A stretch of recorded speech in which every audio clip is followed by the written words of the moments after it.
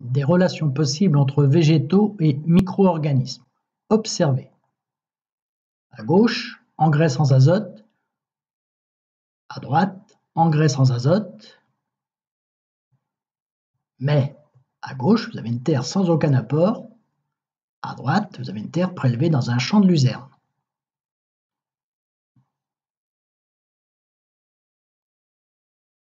L'observation de racines de luzerne, légumineuses comme les pois, le soja, nous montre des renflements appelés nodosités observés.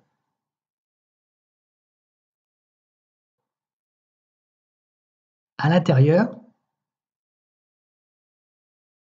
on observe des bactéries dans le cytoplasme des cellules des nodosités.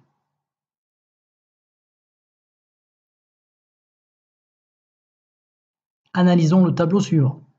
Nombre de nodosités par plante, nombre de bactéries apportées par graine, production de grains en kilos par hectare.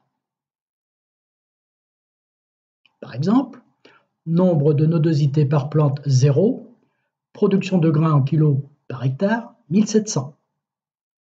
Nombre de nodosités par plante 18,35, nombre de bactéries apportées par graine 4 millions, production de grains toujours en kilos par hectare 2900. Proposition. Petit 1. Les bactéries des nodosités affaiblissent la plante. Au contraire, elles favorisent sa croissance en leur fournissant de l'azote. Deuxième proposition, les bactéries des nodosités utilisent l'azote de la plante pour se développer. Non, les bactéries fournissent à la plante l'azote dont elle a besoin pour sa croissance.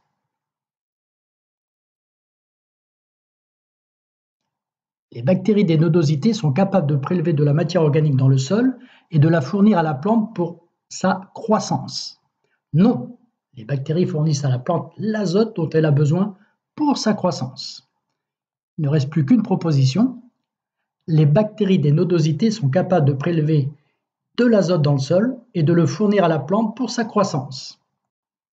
Effectivement, pour produire leur matière organique, les plantes ont besoin d'azote. Les bactéries et rhizobiontes peuvent le fournir à la plante et en retour, la plante fournit aux bactéries des substances organiques qui favorisent leur croissance. Conclusion. La plante et la bactérie tirent donc bénéfice l'un de l'autre. On dit qu'ils vivent en symbiose.